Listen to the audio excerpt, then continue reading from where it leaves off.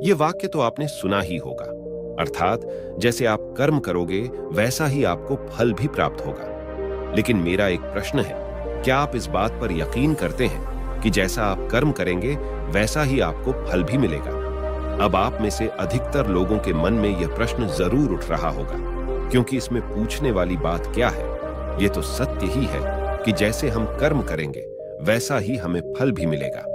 लेकिन एक बार के लिए आंखें बंद करके अपने आप से यह प्रश्न कीजिए।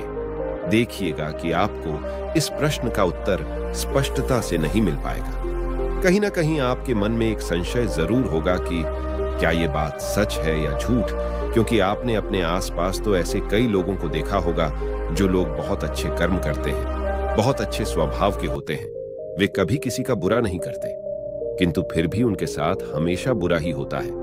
वो लोग हमेशा दुखी रहते हैं, हमेशा परेशान रहते हैं। आपने कई बार ये भी देखा होगा, या फिर आप में से ही कई ऐसे लोग भी होंगे जिन्होंने अपनी परीक्षाओं के लिए जी तोड़ मेहनत की होगी, लेकिन फिर भी अंत में उनके हाथ निराशा ही लगी। तो इसका अर्थ क्या हुआ? क्या इसका अर्थ यह है कि जिन भी महापुरुषों ने इस कहावत को कहा है, क्या यह झूठ है?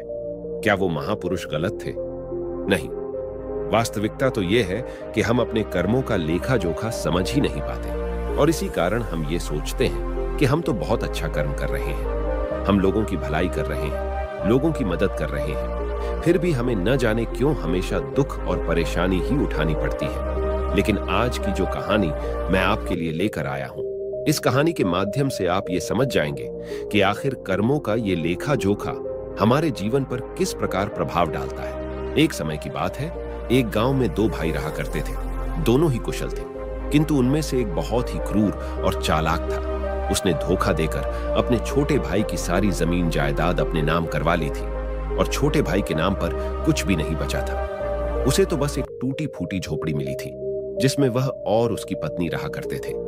उसकी पत्नी भी हमेशा बीमार रहती थी, और उसे तरह तरह की यातनाएं, पीड़ाएं और समस्याओं का सामना करना पड़ता था। छोटा भाई बहुत गरीब था, उसके पास पैसे भी नहीं थे ताकि वह अपनी पत्नी का इलाज करवा सके, लेकिन वह बहुत शांत स्वभाव का था, अच्छी प्रवृत्ति का था। इस कारण वह कभी किसी से क्लेश नहीं करता था, ना ही किसी के लिए बुरा सोचता था। वह कभी किसी का बुरा नहीं करता था। फिर भी उसके मन में हमेशा एक प्रश्न रहता था। वह हमेशा अपने आप से कहता था, हे ईश्वर, मैंने कभी किसी के साथ बुरा नहीं किया, कभी किसी का बुरा नहीं सोचा, फिर भी आखिर मेरे साथ इतना बुरा क्यों होता है? मेरी पत्नी हमेशा बीमार रहती है, मेरे बच्चों को 2 वक्त का खाना तक नसीब नहीं होता, और मैं चाहकर भी अपने परिवार को एक अच्छा जीवन तक नहीं दे पा रहा। आखिर ऐसा क्यों? वहीं पर दूसरी तरफ मेरा भाई है, जो बहुत धूर्त है, चालाक है, घमंडी है।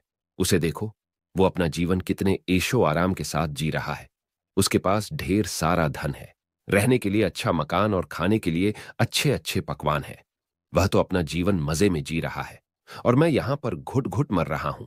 उसे कोई परेशानी नहीं, और मेरी परेशानियां खत्म होने का नाम ही नहीं लेती। यह सोचता हुआ वह इस विचार पर पहुंचा कि लगता है बुरे कर्मों का फल ही अच्छा होता है, और अच्छे कर्मों का फल अच्छा नहीं मिलता है। और देखते ही देखते यह बात उसके मन में घर करने लगी थी। ऐसे ही कई दिन बीत गए, और अब छोटा भाई और भी ज्यादा परेशान रहने लगा था, क्योंकि उसकी पत्नी की तबीयत ठीक होने का नाम ही नहीं ले रही थी, और उसके सामने तरह तरह की परेशानियां खड़ी थीं, जिन्हें देखकर वह मन ही मन रोता रहता, परेशान होता। एक दिन की बात है, वह किसी काम से दूसरे गांव की ओर जा रहा था। तभी उसकी नजर एक साधु पर पड़ी। वह साधु एक द्वार पर खड़े होकर भिक्षा मांग रहे थे, और वह हमेशा केवल एक ही बात कह रहे थे, तेरे कर्म तेरे हिस्से और मेरे कर्म मेरे हिस्से। जब छोटे भाई के कानों में यह बात पड़ी तो उसे बहुत क्रोध आया। वह तुरंत ही उन साधु के पास जा पहुंचा और उनसे कहने लगा, हे गुरुवर, मैं आपको कब से देख रहा हूं, आप केवल एक ही बात कह रहे हैं, तेरे कर्म तेरे हिस्से और मेरे कर्म मेरे हिस्से। क्या यह सत्य है? इस बात का जवाब देते हुए वह साधु कहते हैं, हां, यह बिल्कुल सत्य है। क्या तुम्हें इस पर यकीन नहीं? तभी वह छोटा भाई उन गुरु से कहता है, हे गुरुवर, लगता है आपको कोई भ्रम हो गया है। मैंने अपने जीवन में कभी कोई बुरा कर्म नहीं किया, ना ही मैंने कभी किसी के बारे में बुरा सोचा, ना ही किसी का बुरा किया। उसके बाद भी मैं हमेशा परेशानियों से घिरा रहता हूं, तकलीफें दिन बेदिन मुझे और परेशान कर रही है। मुझे तो आज तक मेरे अच्छे कर्मों का कोई अच्छा फल नहीं मिला। फिर आप ये कैसे कह सकते हैं कि अच्छे कर्मों का फल अच्छा मिलता है? मेरी पत्नी हमेशा बीमार रहती है और मेरे घर में खाने तक के लिए पैसे नहीं हैं। यहां तक कि मेरे बच्चे भी भूखे रह जाते हैं। और फिर भी आप कहते हैं कि अच्छे कर्मों के फल अच्छे मिलते हैं। तभी वह साधु बड़े ही शांत स्वभाव से उस व्यक्ति से कहते हैं, लगता है परिस्थितियों ने तुम पर बहुत गहरा प्रभाव डाला है। ऐसा प्रतीत हो रहा है कि तुम परिस्थितियों के आगे हार मान चुके हो और इन कठिन परिस्थितियों ने तुम्हारी सोच को भी बदल दिया है। इसी कारण तुम ऐसा कह रहे हो। इस पर वो व्यक्ति कहता है गुरुवर, ऐसा लगता है कि खुद परिस्थितियों से हार कर दूसरों के घर भिक्षा मांगकर भोजन ग्रहण कर रहे हो और मुझे कहते हो कि मैंने परिस्थितियों के सामने हार मान ली है। मुझे आपका यह भाषण नहीं सुनना। मैं जा रहा हूं। तभी उसे रोकते हुए वो साधु उस व्यक्ति से कहते हैं, ठीक है, तुम चले जाओ, लेकिन उससे पहले मेरा एक काम कर दो। वो व्यक्ति कहता है, अरे, मैं कोई काम नहीं करने वाला, मैं तो जा रहा हूं। तभी वो साधु कहते हैं, बेटा, मैं जानता हूं तुम्हारे मन में क्या प्रश्न है। तुम इस बात से परेशान हो कि तुमने अच्छे कर्म किए और उसके बाद भी तुम्हें अच्छे फल नहीं प्राप्त हो रहे। लेकिन क्या तुम इस प्रश्न का जवाब नहीं जानना चाहते? क्या तुम ये नहीं जानना चाहते कि तुम्हारे साथ ऐसा क्यों हो रहा है? ये सुनकर वो छोटा भाई कुछ देर के लिए मौन हो गया और कुछ देर सोच विचार करने के बाद वो कहता है, अच्छा ठीक है, बताइए, मुझे क्या करना होगा? तभी वो साधु उस व्यक्ति से कहते हैं, मेरा बस एक छोटा सा काम कर दो। कल सुबह सुबह तुम मेरे लिए कुछ फल लेकर मेरे आश्रम आ जाना और जब तुम वहां पर आओगे तो मैं तुम्हें तुम्हारे प्रश्नों का उत्तर तुम्हें दे दूंगा और तुम्हें यह भी समझ में आ जाएगा कि तुम्हारे साथ ही ऐसा क्यों हुआ। इतना कहकर वह साधु अपना भिक्षा पात्र लेकर वहां से अपने आश्रम की ओर चलने लगे। लेकिन वह व्यक्ति कुछ देर के लिए वहीं पर खड़ा रह गया और यह सोचने लगा कि क्या उसे फल लेकर उन गुरु के आश्रम जाना चाहिए या नहीं। यही सोचता हुआ वह घर लौट आया। रात भर उसके मन में केवल यही प्रश्न था कि मैं उनके पास फल लेकर जाऊं या ना जाऊं। देखते ही देखते सुबह होने लगी और अब उस छोटे भाई ने यह तय कर लिया कि वह फल लेकर उन गुरु के आश्रम जरूर जाएगा। वह घर से निकलता है और कुछ फल खरीदता है, जिससे लेकर वह उन गुरु के आश्रम की ओर चल पड़ता है। उन गुरु का आश्रम थोड़ी दूर पर था और उसका रास्ता पड़ोस के जंगल से होकर गुजरता था। इसीलिए उस रास्ते पर कोई हलचल भी नहीं थी और जगह जगह पर लंगूर और बंदर दिखाई दे रहे थे। जब वो छोटा भाई फल लेकर उन गुरु के आश्रम जा रहा था, तभी उन बंदरों को देखकर उसके मन में यह विचार उठता है कि क्यों न यह फल वह उन बंदरों को खिला दे। लेकिन तभी उसे याद आता है कि उन गुरु ने उसे वो फल आश्रम लाने को कहा है। इसीलिए वह जैसे तैसे अपने मन को मनाकर उन गुरु के आश्रम की ओर चल पड़ता है और देखते ही देखते कुछ देर में वह उन गुरु के आश्रम पहुंच जाता है। वह उन्हें प्रणाम करके उनसे कहता है, ये देखिए, मैं आ गया और जैसा कि आपने कहा था कुछ फल लाने के लिए वो भी मैं लेकर आया हूं। अब तो मुझे बता दीजिए कि आखिर मेरे साथ ही ऐसा क्यों होता है। तभी वह साधु मुस्कुराते हुए उस व्यक्ति से कहते हैं, बताता हूं, लेकिन उससे पहले तुम मेरे एक प्रश्न का उत्तर दो। तभी वह व्यक्ति कहता है, कौन सा प्रश्न? तभी वह साधु कहते हैं, जब तुम मेरे आश्रम की ओर आ रहे थे और तुम्हारे मन में जब यह विचार उठा कि तुम यह फल उन बंदरों को खिला दो, तो तुमने ऐसा क्यों नहीं किया? यह सुनकर वो व्यक्ति बड़ा आश्चर्यचकित हुआ। उसे यह समझ ही नहीं आ रहा था कि आखिर जो विचार उसके मन में उठा था वो उन साधु को कैसे पता चला। तभी वह व्यक्ति दोनों हाथ जोड़कर उन साधु से कहता है, गुरुवर, ये बात तो मेरे मन में थी, किंतु आपको कैसे पता चली कि मैं बंदरों को फल खिलाना चाहता था? तभी वह साधु मुस्कुराते हुए उस व्यक्ति से कहते हैं, बेटा, जरूरी ये नहीं कि मुझे ये बात कैसे पता चली, जरूरी तो ये है कि तुमने उन बंदरों को ये फल क्यों नहीं खिलाया। वो व्यक्ति कुछ देर के लिए सोच में पड़ गया और उसने हड़बड़ाते हुए उन साधु को जवाब दिया कि क्योंकि आपने मुझे ए फल आपके पास लाने के लिए कहा था। तभी वह साधु उस व्यक्ति से कहते हैं, बेटा, जिस तरह से एक बछड़ा हजारों गायों में भी अपनी मां को ढूंढ ही लेता है, ठीक उसी प्रकार कर्मकर्ता को ढूंढ ही निकालता है।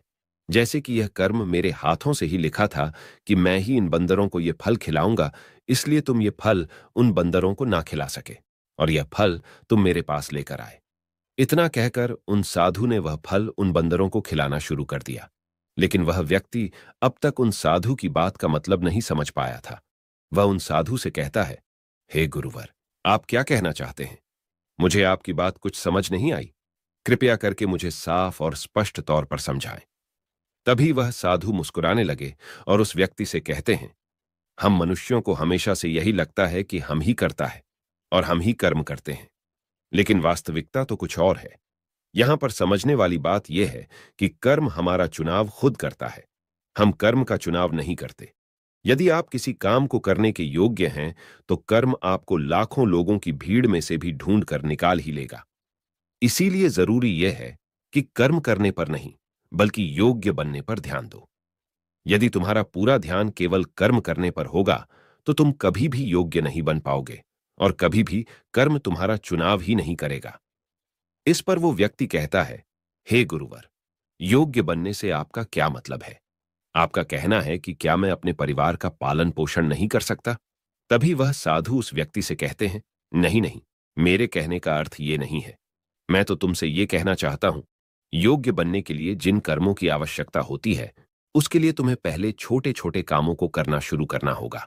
और जब तुम उन कामों में निपुण हो जाओगे, कुशल हो जाओगे, इतने योग्य बन जाओगे, तो बड़ा कर्म, या फिर यूं कहें कि ये मुख्य कर्म, जिस कर्म के लिए तुम बने हो, वह कर्म तुम्हें ढूंढ ही लेगा और वह कर्म तुम्हारे पास खुद ही चला आएगा।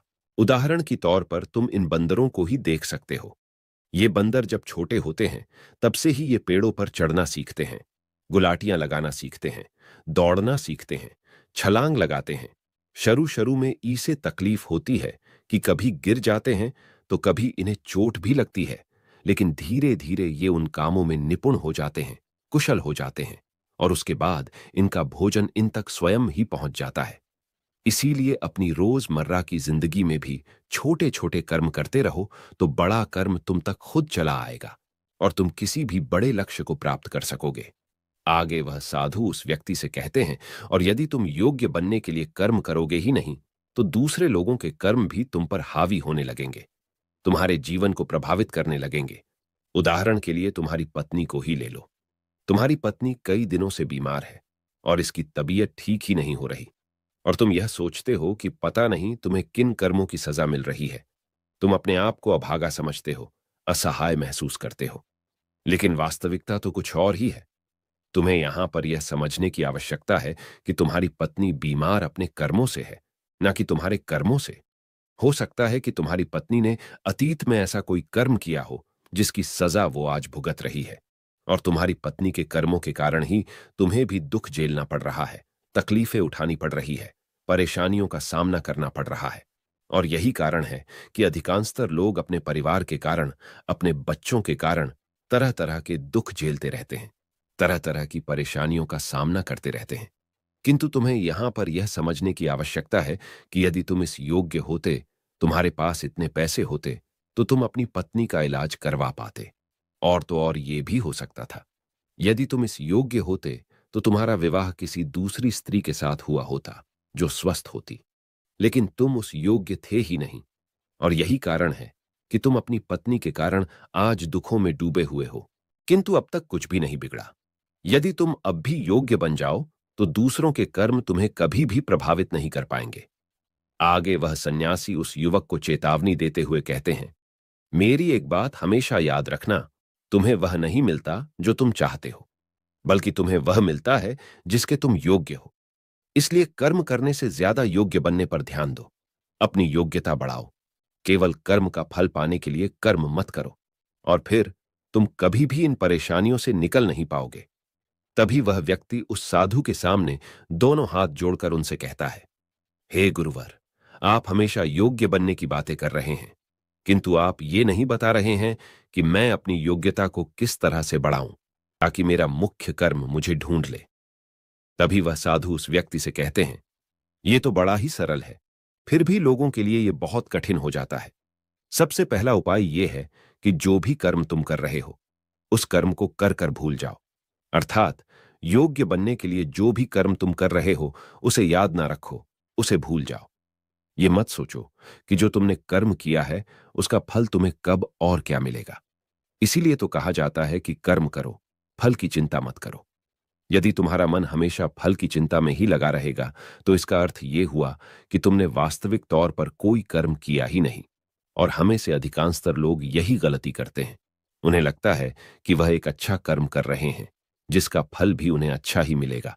उनका सारा ध्यान केवल फल पर होता है। और यही कारण है कि वह अधिकांशतर दुखी होते हैं, क्योंकि जब उन्हें फल नहीं मिल पाता, या फिर यूं कहें कि जब उन्हें अपने मन वांछित फल नहीं मिल पाता, तो उनके मन को ठेस पहुंचती है और वे लोग दुखी रहने लगते हैं, परेशान रहने लगते हैं और हमेशा यही सोचते हैं कि मैंने तो अच्छे कर्म किए थे, फिर भी मुझे अच्छे फल क्यों नहीं मिल रहे। और उनका यही सोचना उन्हें अपने लक्ष्य से भटका देता है। हाँ, आप यह जरूर कर सकते हैं, अपना कर्म करने के बाद उसका आंकलन जरूर करें, लेकिन फल की चिंता ना करें। तभी वह व्यक्ति उन साधु से कहता है, हे गुरुवर, आप कह रहे हैं फल की चिंता मत करो, लेकिन जो कर्म किए हैं उसका आंकलन जरूर करो। ये कैसे संभव है? तभी वह साधु बड़े ही शांत स्वभाव से उस व्यक्ति से कहते हैं, भंते, जब तुम कोई कर्म करते हो तो तुम्हारे मन में हमेशा फल की चिंता होती है, जबकि तुम्हारे मन में फल की चिंता ना होकर ये चिंता होनी चाहिए कि जो भी कर्म मैंने किए हैं, क्या उस कर्म में मैंने अपना 100% दिया है या नहीं। जब मैं वह काम कर रहा था तो मेरा ध्यान पूरी तरह से उस काम पर था या नहीं, कहीं मेरा ध्यान भटक तो नहीं रहा था। यदि तुम इन चीजों पर विचार करोगे या प्रश्न खुद से करोगे, तभी वास्तविक तौर पर तुम खुद का आंकलन कर पाओगे। और जब तुम पूरे ध्यान के साथ किसी कर्म को करोगे, तो तुम्हारे ध्यान की शक्ति भी बढ़ेगी और तुम्हारे कर्म करने की योग्यता भी बढ़ेगी। किंतु यदि तुम यह सोचते हो कि तुम्हें तो केवल कर्म करना है और केवल यही सोचकर तुम कर्म करते चले जाओगे, तो तुम्हें कर्म का फल कभी प्राप्त नहीं होगा और ना ही तुम कभी योग्य बन पाओगे। इसलिए कर्म करने के बाद आंकलन जरूर करो। ये देखो कि जब तुम वो काम कर रहे थे तो तुम्हारा ध्यान, तुम्हारा शरीर, तुम्हारा मन पूरी तरह से उस कार्य पर था या नहीं।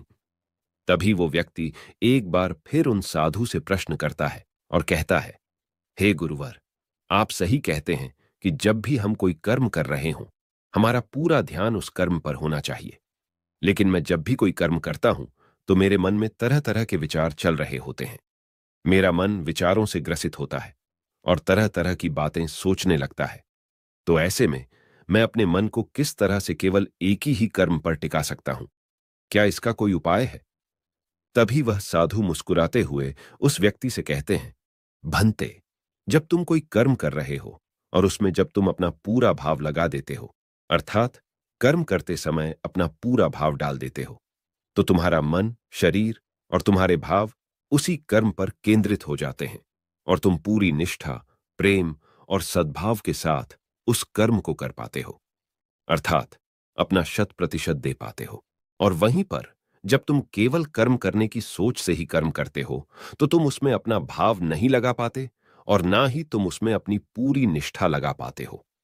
इसी कारण वह कर्म कर्म नहीं रह जाता और ना ही उसका कोई फल तुम्हें प्राप्त होता है। आगे वह साधु उस व्यक्ति से कहते हैं, यदि कोई भी मनुष्य इन बातों को सही तरीके से अपने जीवन में उतारे, इन बातों को ध्यान रख के कर्म करे, तो वह अपने आप को योग्य बना सकता है। और एक बार जब वह योग्य बन जाता है, तो कर्म उसे कहीं से भी खोज कर निकाल लेगा और वह जीवन में किसी भी सफलता को प्राप्त कर पाएगा। इतना कहकर वह साधु शांत हो गए और वह छोटा भाई भी अब यह समझ चुका था कि उसके अच्छे कर्मों का फल उसे अच्छा क्यों नहीं मिल रहा था। उसने उन गुरु को प्रणाम किया और वह वापस घर की ओर लौट गया। दोस्तों, उम्मीद है कि आपको आज की ये वीडियो जरूर पसंद आई होगी। तो लाइक और शेयर जरूर कीजिएगा और हमें ऐसे ही सपोर्ट करने के लिए चैनल को सब्सक्राइब और घंटी बटन को भी जरूर दबा दीजिएगा। तो चलिए फिर मिलते हैं ऐसी ही एक और वीडियो में। तब तक के लिए अपना ख्याल रखें। धन्यवाद।